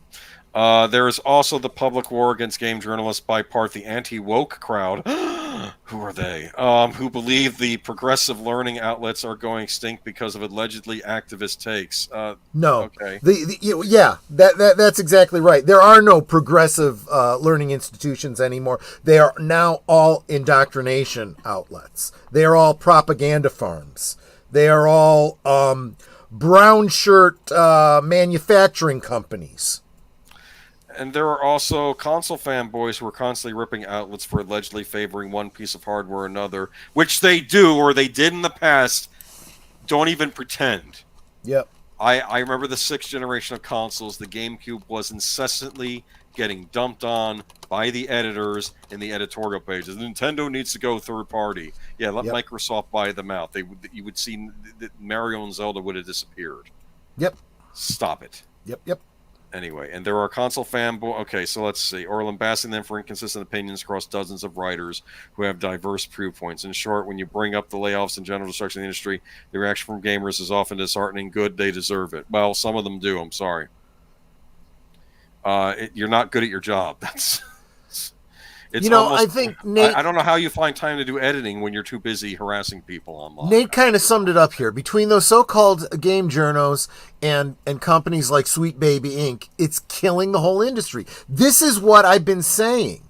I've been commenting on a lot of Smash JT's comments on social media, and someone came in and is like, why do you guys want to keep picking on these mentally ill, talking about, people like the Kotaku people. It's like, they're obviously touched. And I'm like, it's not about that. You can't hide behind being on the spectrum if you are in the public eye doing so-called journalism. Okay, I am going to say this. If this person had just stayed and wrote articles about how they don't like this sexist game or whatever, so I would roll my eyes and move on. If they were even saying they don't like certain YouTubers, that's annoying. Right. I'd roll my eyes on. This is a person that went out and contacted someone's family, and basically started harassing the guy's wife. Yep. And I'm sorry, that's a bridge. I said this is not about a war of words with some game journos. This is about gamers taking back gaming and just like Nate said, defending the industry and defending the thing that we love against these cultural vandals. That these neo-Marxists that want to destroy all the things we love. We are sick of it, and we're not going to stand for it anymore. So it's almost all bad news. Maybe former bigger names in the space have either fled to PR, public relations, is that it? Game development itself, or have fashioned their own independent entities like Kinda Funny Games, or the recently formed Aftermath. Others have realized that you yourself sort of need to be a brand with big social media presence, a paywalled newsletter, and your own YouTube Twitch space to draw a consistent audience. It was kind of funny. There was Nintendo used to have these presenters, right? And they eventually got let go from doing the Nintendo presentations. They just started their own YouTube channel, which is probably the smartest thing they could have done because they basically kept their audience, and now they're working for themselves. That's exactly the way. That's exactly what I was talking about when I was talking about real gamers on YouTube being the source of news now for the gamers. I think we are way past the point of we can't let this stuff stand. There's got to be accountability for these people who have no stock in this industry, destroying the industry. And speaking of holding people accountable, yep, let's move on to Alec Baldwin will stand trial for fatal 2021 Rust shooting. New Mexico judge rules. Now, I know what you guys are thinking. Your first thought is, well, of course he's going to go to trial. That was not a foregone conclusion. It should be obvious, but it's not. Because after they railroaded the armorer, somebody who wasn't even on the set when the bullet was fired, okay, and they sent her to jail, I said, right here on this channel, you can go back and check, I said, you know what? They're setting her up to be the sacrificial lamb, and Alec is going to walk free. Let me read the article. Before I get any farther into it, go ahead and read the article, and then I'll give opinion beyond A New Mexico judge has decided that Alec Baldwin will be going to trial this summer for the October 2021 fatal shooting of Rust cinematographer Helena Hutchins. It is ordered that defendant Alec Baldwin's motion to dismiss the indictment is hereby denied, said Judge Mary Marlowe Sommer in her just-released ruling Friday. Okay, let me pause you there so I can comment on that. Personal opinion, my speculation, is that even if this judge is inclined to let him walk, she knows that she has to at least give an appearance of going through the motions. That's why she... that's why she's going ahead with it. Go ahead. Baldwin's trial set to start in Santa Fe on July 9th. The state versus Alexander Ray Baldwin is expected to last about 2 weeks, evaluating a number of issues the defense had with the way the most recent indictment against Baldwin was constructed, the manner in which it was presented to the grand jury. Judge Sumner rejected all the claims against the prosecution. After review of transcripts from the January 18th and January 19th, 2024 grand jury presentations, the court does not find that the prosecuting attorney assisting the grand jury engaged in intentional misconduct, reflecting dishonesty or belief, purpose, or motive in the course of the attorney's presentation of evidence to the grand jury, she wrote in a 25-page order. The move to confirm that the Rust star and producer will face involuntary manslaughter charges and a possible 18 months behind bars if found guilty comes a week after a contentious viral hearing on the defense motion to toss the case out. So we thought they were going to toss it out, or there at least was a campaign to get it tossed out, I would say, right? So yeah. I don't know if there's anything left else we're talking about here. Recharged with involuntary manslaughter late January, having entered a not guilty plea not long after Baldwin is fighting about half a dozen civil cases in California and Mexico courts related to Rust and the deadly shooting on the troubled set of the indie Western. Not that Rust is on the shelf. Resurrected in early 2023 and finished by filming in Montana, the now completed Rust has yet to find a buyer. Would you buy Rust? Would you want to go near this thing? Not at all. No. It is, let's face it, if I put all of my biases about Alec Baldwin and this whole situation aside and just put on the hat of business, this production has been held up so long and has cost so much money just because of all of this stuff. There's no way it can make enough money to be profitable. So there's no value in buying into it from a strict business standpoint. This is a nightmare. The only reason this movie is still going to happen is because of all the crap that's happened behind the scenes. It has to happen so that Baldwin made the victim's widower a producer because that was part of the deal. It's part of the civil suit.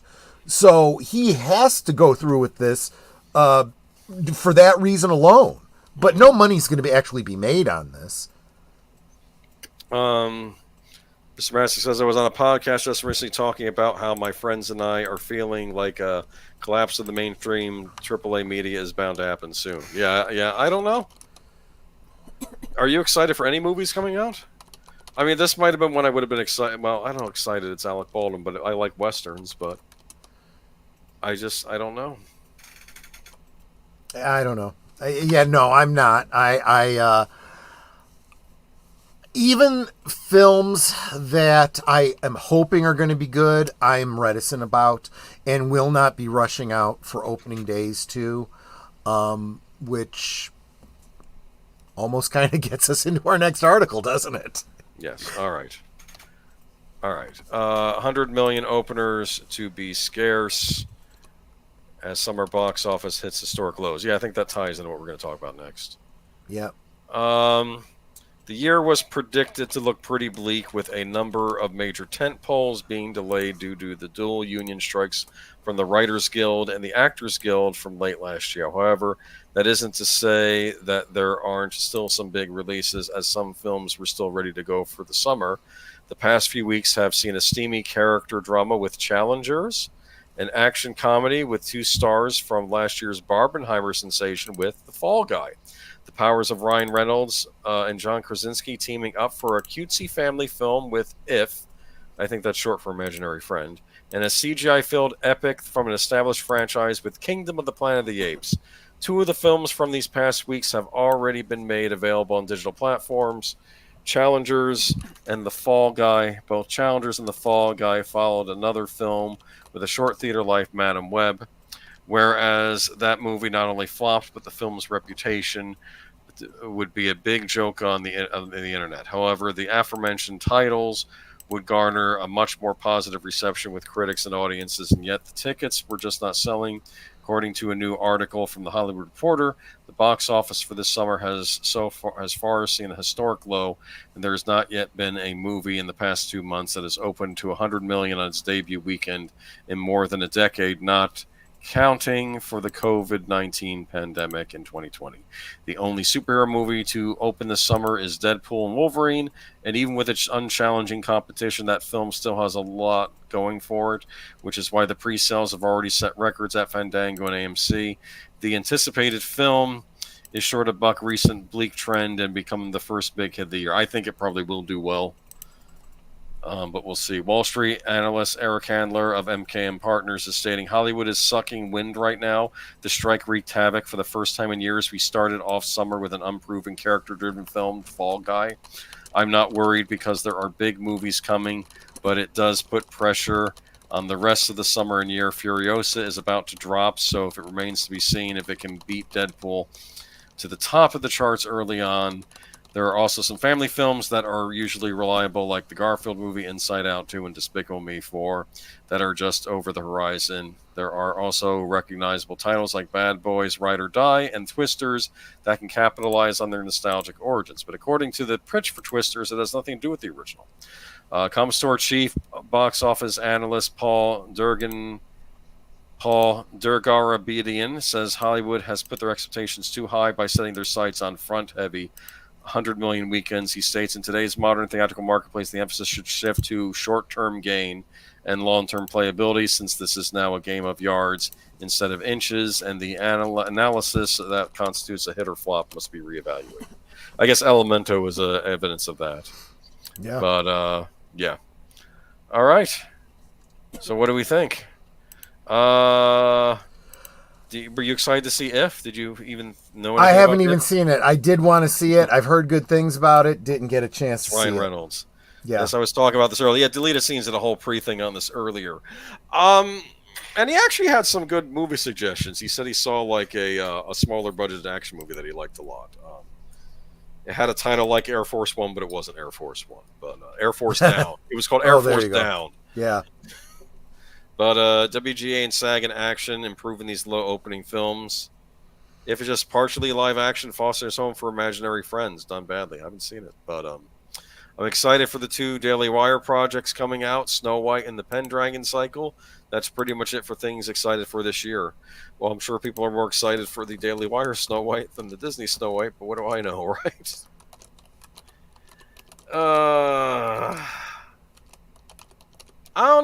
I mean, were you excited to see Fall Guy? I mean, that was based on an old TV show, right? No, I had no Okay. interest. All right. It might have been. Apparently, it was a TV series back in the day about a stunt Yes, man that was I also a used bounty to hunter. very much enjoy that All TV right. series. Oh. So your thoughts? You mean about Hollywood and The the box office, can it be yeah. saved? It's sad. I really do think that the cinema needs to start looking to places other than Hollywood. That whole what we were talking about earlier with the concerts and whatnot. I think that's a brilliant idea. Maybe doing stuff with like stage plays and whatnot. I think they need to start broadening And because they can't tie themselves to Hollywood because Hollywood is crashing and burning, also and independent the cinema productions will like with them. the Sound of Freedom, stuff like that, like Angel Studio stuff. You there? I'm sorry. I you cut out on me for a moment. Oh. Say again. It's my crappy internet. No, the Sound of Freedom. That was another one that wasn't Hollywood, but that had a lot of buzz and people went to see Exactly right, and that's the kind of stuff that I'm talking about. That's a way of diversifying, even though it is still cinema, right? Yeah, but it's not Hollywood cinema. Right, Well, exactly. actually, no. The funny thing about that, in some ways, it was Hollywood cinema because 20th Century Fox helped fund it. Right, They were going to release it, and then Disney bought them and shelved the darn thing. Remember that? right. That was horrible. Speaking.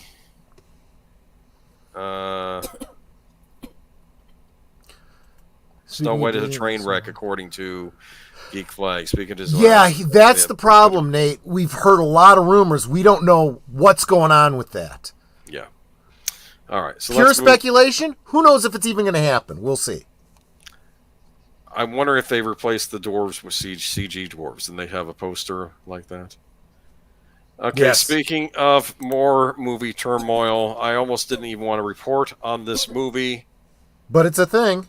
But we're going to get into this because I thought this story about this movie was interesting. Sebastian Stan, you're not winning any points with me right now. On Monday night, all eyes in Cannes will be on the launch of The Apprentice, the high-profile drama that stars Sebastian Stan as a young Donald Trump. The filmmakers and stars haven't done any press on the ground at Cannes ahead of the film's world premiere, and few have seen it, with plot details shrouded in mystery. But one person who has seen it is Dan Snyder, the billionaire former owner of the Washington Commanders, who is an investor in The Apprentice, and he isn't happy.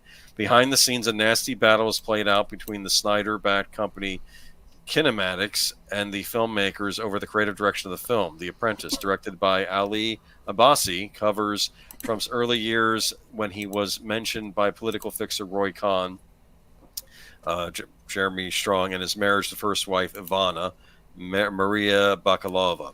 Sources say Snyder, a friend of Trump's who donated $1.1 million to his inaugural committee and Trump victory in 2016, $100,000 to his 2020 presidential campaign, put money into the film. Mm-hmm. Hold on, I hate it when this happens. Put money into the film via Kinematics because he was under the impression that it was a flattering portrayal of the 45th president. Snyder finally saw the cut of the film in February and was said to be furious. Kinematics lawyers were enlisted to fight the release of The Apprentice, and the cease and desist letters began flying. Kinematics president Emmanuel Nunes insists that the creative impasse between his company and the filmmakers didn't involve Snyder. All creative and business decisions involving The Apprentice have always been and continue to be solely made by Kinematics. Mark and I run our company without the involvement of any third parties. Sources familiar with the back and forth say Snyder took issue with multiple aspects of the film and weighed in on what should be changed. In earlier versions of the screenplay, The Apprentice featured a scene where Trump violates Ivana. One insider familiar with the scene that is in its current cut describe it as violent and uncomfortable and follows a fight between the couple. In a 1999 divorce deposition, Ivana accused Trump of raping her, but Ivana, who died in 2022, later refuted those claims in 2015, saying, "The story is totally without merit. Donald and I were the best of friends, and together have raised 3 children that we love and are very proud of." Snyder's attorneys, John Brownlee and Stuart Nash, partners at Florida-based firm Holland & Knight, did not represent to a request for comment. Representative for the filmmakers declined to comment. Snyder isn't the only investor in The Apprentice. Justin Trudeau's Canadian government also put in money, as did Irish and Danish governments. Kinematics doesn't own the copyright to the Ali Abdesi directed film and cannot kill it. Abbasi is represented by CAA, which was aware of the legal back and forth over the film. The agency and Abbasi declined to comment. Heading into Cannes, there was intense interest from potential buyers for the film, which is seeking U.S. distribution ahead of the election in November. Big surprise there. International sales outfit Rocket Science is shopping the title with Marche alongside CA and WME, complicating matters. Snyder's Kinematics has a voice in sales negotiations. This sounds like a big mess. It sounds like this gentleman invested in a film and has probably sold a bill of goods on how it would portray the former president. Yeah. All I'm going to say about this kind of stuff is that if you are going to, and you guys heard me talking about this last night, you hear me talk about it anytime we talk about documentaries, historical pieces, talking about real people. If you're going to do stuff like that, you have an obligation to tell the truth to the best of your ability. And if you're going to make assertions, you better be able to back it up. You better have the damn receipts. I have a real problem with the fact that there is this legal concept that if you're a public figure, people can slander you all they want. That's kind of how things have played out, legally speaking, and I think it's bullcrap. I think that there should be an obligation to the truth. Yeah. You know, and I've always been a believer that you make an assertion, reality and proof and the truth is the best defense. You should not be able to slander people. And if you don't have evidence, then you shouldn't be doing it. And this goes for people that are alive as well as dead. If they're not around to speak for themselves, you don't speak ill of the dead. If you don't have the evidence to back it up, shut up. And it says people who like Trump won't watch it, and people who hate him won't watch it. So who is this movie for? That's actually a very good point. Yeah. I heard people who saw that certain scene that was mentioned earlier were very offended by it. Even people who probably aren't even Trump fans, they did not like seeing that on the screen. I just don't know. Obviously, we know why it's getting released. This is just, because we're in election season. That's why it's getting released the way it is. So yeah. So for all the talk about election interference, here it is. Yeah. So we'll see what happens. But I have to tell you, though, I just found it interesting, though, that apparently Dan Snyder was probably sold a bill about how this movie would do. Exactly. And even if it portrays them well, just do the truth. That's what you do in movies like this. Exactly right. And I don't know. This strikes me as odd too. It's during an election cycle. Like I remember when W came out. Was it at the end of his presidency, or maybe at the beginning of Obama's? Maybe it wasn't quite then, but at least he wasn't running. But I thought that's a little soon to be doing a movie like that. I felt at the time. Yeah. Remember that was the Oliver Stone one. But I don't know.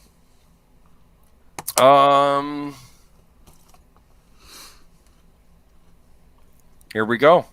Yeah, I think this is probably some of the. I mean, this isn't big news or anything, but I think it's the best thing we got going tonight. Kevin Costner DVD is not dead at all. Tell that to the people that run Best Buy. Well, Best Buy lately. Best Buy is making some bad decisions, just like all of Hollywood is. So With his new film Horizon: An American Saga Part 1 debuting at the Cannes Film Festival shortly, Kevin Costner has given a lengthy interview to Deadline where he's been talking about the road to making the movie. In it, there's quite a lot of discussion about the movie-making ecosystem, in which he's put the project together, and a chat over the path to the film making money. The interviewer put Costner at the end of the conversation that the death of DVD news to us who are so avidly collect physical media is a problem. Kevin Costner, he's having none of that and launches a staunch defense of discs. Death of what? Costner retorts. DVD is not dead at all. That's what they'd have you believe. He warms to this topic and argues maybe it's not making the same amount of money, but just try to go ask for that from a studio. They won't give that up. Right. He adds, too, that home viewing is an important part of modern filmmaking, too, saying that a lot of people that like my movies, they can't get to a theater and they're waiting for that moment, which seems like a more realistic summary of the situation that one or two of the studios have been offering. Few argue that physical media can't be profitable. It's just not making the kinds of profits it was making a decade ago. As such, the huge companies ruled by maximizing money against all else have shut down their physical media side, while others have had more belief in preserving film and the importance of a physical release. The full interview with Kevin Costner can be found at that link below, and Horizon and American Saga Part 1 releases cinemas at the end of June. You know what? Maybe Horizon and American Saga is the movie I need to be going to see this summer. I don't even know anything about it, but maybe I need to give that movie a chance. What do you think? Just because he's supporting DVD. I think so, yeah. Is Horizon and American Saga a Western, I wonder? They always said Costner was great in two types of movies, Western movies or baseball movies. That was always Good point. That's what Siskel and Ross said. Like, when they saw anything else, they didn't like him. When they saw him in a Western or a baseball movie, it was always good. That's what they always argued. But, oh yeah, and Smash JT Emergency Live Stream. You can check out early if you need to, or just mute JT and then you can unmute him. Yeah, I was just gonna say. I mean, go, just drop because you know. Why are they going to have an emergency live stream? Is my co-host on the list now? Yeah, right. It's a live. It's an emergency live stream. I don't know what he's talking about. Obviously, because it's a live stream, you'll be able to catch all the details later or rewind or whatever. But. You know, definitely somebody I want to support in any way that I can. So if you guys want to just stop by there and just say, Geeky Geezers sent us, you know. Yeah, sounds like a plan. And wish him best. As soon as we wrap up here, I'm going to go drop a little coin on him because he's fighting the good fight. He's good people. A cultural warrior, in my opinion. He's good people. He was recently called a grifter by somebody online, and it's like, it's not a grift if we know what he's doing and why he's doing it, and we want, you know, it's a grift when you're trying to rip somebody off. That's what it is. He's not trying to rip anybody off. Right. Exactly. You know, if I go and give a few bucks to support, and well, you know, and that was kind of the joke, the tongue-in-cheek joke over on Nick Rekieta's channel, right? He's always saying that he's grifting. He's the grifter. This is part of the grift. And everyone's like, you know, it's not really a grift if we know what you're doing and we still want to support you, you know? It's just whatever. But I may have more to say about the Nick Rekieta thing in the coming weeks, by the way. A little bit more information that I've seen that has me thinking not everybody knows what's going on there. Just saying. Yeah. Ryan made the list. Did you see that? Ryan Roger Ethe. Oh, yeah. No doubt about it. I would not be surprised if Netter and I aren't on the list, too. If we're not, I'll be a little bit disappointed, to be honest with you. Maybe we're not important enough for her to care about. But I honestly feel like... I'll be honest with you. I think part of this is jealousy of other people's success in the YouTube sphere who aren't part of the gaming journal sphere. I think that's what it is. I think. Speaking of success in the YouTube sphere, I am less than 100 watch hours away from monetization on YouTube. Dude, watch Troy streams. We did a good one on Monday. We did a rewatch of Phantasm. If there is any stream that you've got in your to watch later, watch it this week, okay? Because this week could put me over. It really could. In fact, after we're done here and after you go give some well wishes to Smash JT, make sure you get over to what's it called? Midnight. The other side of midnight. Other side of midnight on deleted scenes, because he's going to be on there. He once again is very generously inviting me on, so maybe I can get a few more watch hours over there as well. He is truly helping me to meet my goals to get to monetization. Talk about friends helping out friends. So, Well, yeah. Cool. You know, and one thing that I know, welcome, by the way, Curtis Selby. Curtis Selby, one of the things he does, even if he can't stay, he comes, he puts the stream on and lets it run. You know, I appreciate that. You can always then go back and watch it if you want to see, and then you've just given us double watch time, you know? Yeah. And yes, that does contribute as double watch time. So. Is this finished, Geeky Geezers? We got 10 minutes left. Is Netter there? Netter is here. Why? Did she finish watching? Did she finish watching Phantasm? No, I have not yet let her see the end of it yet. We will, though. We've been kind of busy. Talk to her about the ending. No. You want to talk to her about the ending? It's okay. I didn't know if she said no, that's enough. Maybe she wasn't impressed enough to want to watch it. Well, not until you've seen it. That's what he means. You haven't seen it yet. You had like 3 minutes left. But that was an important 3 minutes, right? So, I like that part, though. It's all about don't fear. It's sort of the thing from Dune, actually. He must have read Dune, because that's from Dune, right? Don't fear. Yes, fear is the mind killer. Yeah, we talked about that during the stream. Yeah, but in a couple of weeks, so I think at the end of the month, you're going to be doing a special double feature of Back to the Future 1 and 2. That's tomorrow night. Oh, that's tomorrow night. Yeah, with Jedi Bill and deleted scenes, and So I mentioned this last night. I'm mentioning it again. Tomorrow night's Monday Night at the Movies. After you've watched the double feature on Jedi Bills and deleted scenes, they're doing a couple of great movies for Memorial Day. Then later in the evening, 8 Central, 9 Eastern, double feature of Back to the Future 1 and 2. Yep. With special guests, Jedi Bill and deleted scenes. Why are we doing that? Because next week, Sundays, Western Cinema Presents, Deleted Scenes and Jedi Bill will be hosting Back to the Future Part 3, where Netter and I will be guests. And it's a Western.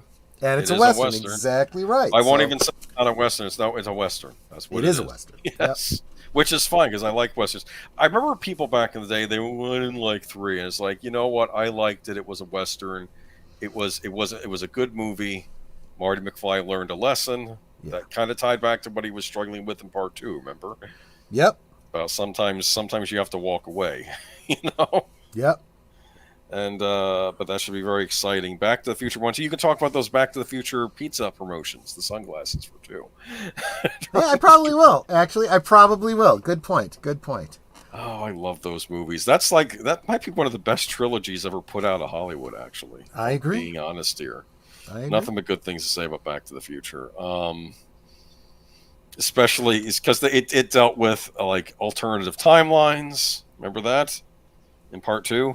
Yes, it absolutely did. You're absolutely right. Well, and they absolutely were changing history. And I've seen some fan speculation, which I don't think is really speculation. I think it's strongly implied. There was this bit from the second movie where Marty jumps off the bridge or whatever, and he's caught by the DeLorean with Doc Brown in it. I love that scene. Yeah. And someone's like, how many times did he die before this actually happened? And if you think about the ramifications of the way time travel works, it's very entirely possible, you know, that this could have been a time loop where he jumped and died and jumped and died and jumped before Doc Brown finally showed up and saved him, and another time, and we're following that one timeline. It's true. It's possible. You know what? Don't think too much about it. Back to the Future requires you to think a lot about it. That's the problem. It's like... One of these days, I'll get back to my... every now and again, I like to talk about time travel movies, time travel stories, and what. And I'm going to talk to you guys about a time travel short film that's available on YouTube. You guys can check it out. I'll give you guys a link. About how a 1 minute, I think it's like a 1 minute time machine, is really a suicide box. What is this? Good evening. Speaking of Back to the Future, I just got in from seeing the first movie with family on the big screen. Oh, I guess they were doing a re-show of that. Cool. Of Back to the Future? Good. I'll talk about that tomorrow, too. I So there saw you that go. in the theater when it came out in theaters when I was a kid, and I liked it.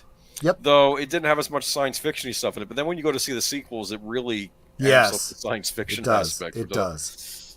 I'm sorry. I love part 2 when, what is it? Is it Biff's grandson Griff, or remember that? Yeah. And he was like a cyborg. Basically, he had like a part cyborg brain. Yeah, exactly. And I loved his gang, and the one guy had like what did he do? He pressed a button, and then a clucking chicken thing came out. Yep. Well, keep in mind, Back to the Future, its depiction of the future should tell you something. The person that is going in for the cybernetic implants in the brain is the bully. You know, just remember that when it becomes an option for you. The future. Tuesday, you will be joining Netter and myself over on Deleted Scenes for the final episode of the original run of Twin Peaks. It's the last episode of season 2. It's a big one. There will be a lot of story threads left as cliffhangers. But don't worry, because we will be continuing on with season 3 eventually. We've got some other things in between. But Tuesday night, 7:30 Central, 8:30 Eastern on Deleted Scenes channel. No. Live from Sparkwood and 21. Coming to an end. Until we get to the revivals. I was going to say, it doesn't really end. Trust me. That's part of the theme. It doesn't really end. All right. But there was a period where that was it, and we'll talk about that. That is true. That is absolutely true. All right. To quote Captain Janeway, I really hate temporal theory. Yeah. Voyager, I was off and on with. I remember I did watch the finale, and what I did like about her, she had kind of a Captain Kirk quality in that finale, because basically she's breaking temporal rules, and she's saying, I don't care. A bunch of my crewmates died back then, and I'm going to stop that from happening. And she goes back in time to tell them this is the best way you can get home. And it has that final fight with the Borg. I thought that was a good finale. They did good. I also felt like that particular line kind of was an echo from Miles O'Brien in Deep Space Nine. I hate temporal mechanics. It gives me a migraine. Yeah. But yeah, live from Sparkwood and 21. That'll be Tuesday. Yeah. Nothing going on this Wednesday, but on Netter's network. Thursday's a big one. We have a big returning guest, friend of the channel. Tom Conkle. Thank you, Tom Conkle, who will be giving us an update on his project, Island in the Stars. That crowdfund is still going on, and we will be talking all about that on Thursday.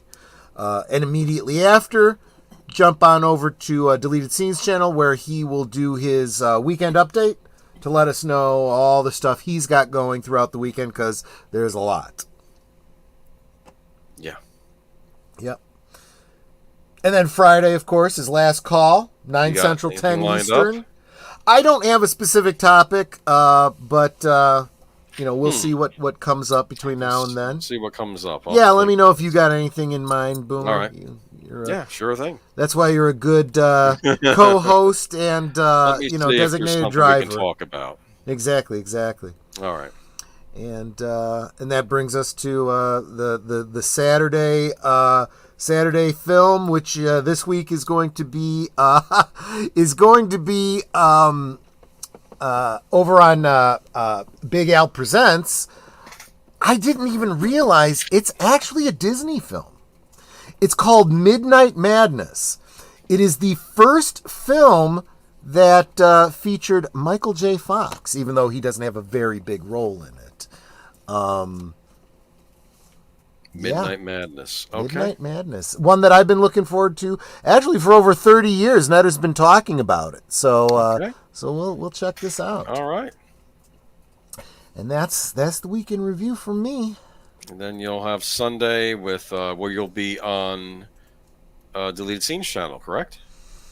Yes, again, Western Cinema. at 3 Central, right? 3 Central, Back 4 to the Eastern. Future 3. Back to the Future 3 on Western Cinema Presents. And then it'll be pre-show with Deleted Scenes, unscripted. Unscripted. And then after that will be Geeky Geezers, and hopefully I'll have some more subsidence stuff last week, because it feels like Hollywood is on life support It sure and is. doesn't want to do anything. You guys need a hit this summer. A hit other than Deadpool. And it's not difficult. Just listen to your audience and do what they want, and they will come. Make an animated movie about Doge. There you go. There's your movie. Poor Doge. No, that shouldn't come out of Hollywood. That should come out of Japan. We need Japan. There we go. Yeah. All right. Well, y'all have a good night. We're at the 11 o'clock mark, and I'm going to sign us out. Y'all have a good week, and check out Smash JT and also Deleted Scenes later. Catch you later. Bye.